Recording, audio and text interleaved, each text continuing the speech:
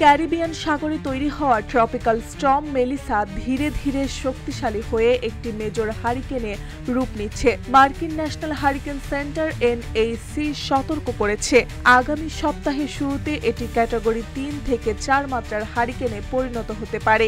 ধীর গতির কারণে হাইতি, জামাইকা, কিউবা ও ডোমিনিকান রিপাবলিকে কয়েকদিন ধরে ভারী বৃষ্টি ও প্রাণঘাতী বন্যার ঝুঁকি রয়েছে।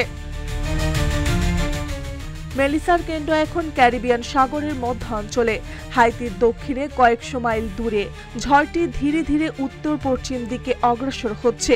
ইতিমধ্যেই এর বাহ্যিক বৃষ্টিপাত হাইতি, কিউবা, জামাইকা ও পুয়ের্তো রিকোতে প্রবল বৃষ্টি ও দমকা বাতাস সৃষ্টি করেছে।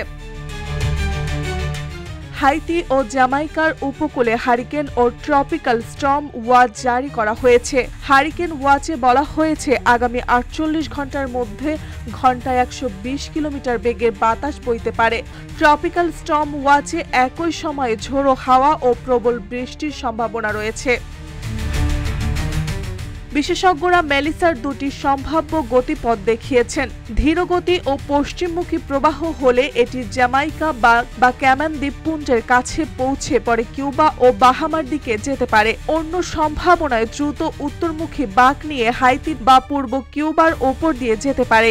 ঘূর্ণিঝড়ের ধীর গতির কারণে একই এলাকায় টানা কয়েকদিন ভারী বৃষ্টি হবে, যা মারাত্মক বন্যা ও ভূমিধসের ঝুঁকি বাড়াচ্ছে। জামাইকার বাসিন্দারা আতঙ্কিত।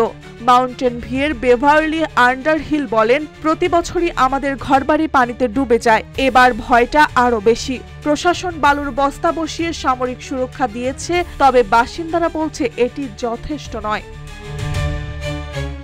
ক্যারিবিয়ানের উষ্ণ সমুদ্র মেলিসার শক্তি বাড়াচ্ছে। যদি ঝড়টি দ্রুত শক্তি সঞ্চয় করে ভূমি স্পর্শ না করে, তবে এটি দ্রুত শক্তিশালী হারিকেনে পরিণত হতে পারে। যুক্তরাষ্ট্রের মূল ভূখণ্ডে ঝুঁকি কম, তবে দক্ষিণ ফ্লোরিডা কিছুটা প্রভাব অনুভব করতে পারে। আবহাওয়া বিশেষজ্ঞরা সবাই সতর্ক থাকার, সরকারি নির্দেশনা মেনে চলার এবং প্রয়োজনে নিরাপদ স্থানে আশ্রয় নেওয়ার জন্য সতর্ক করছেন। মার্জিয়া মৌ, রূপালী বাংলাদেশ।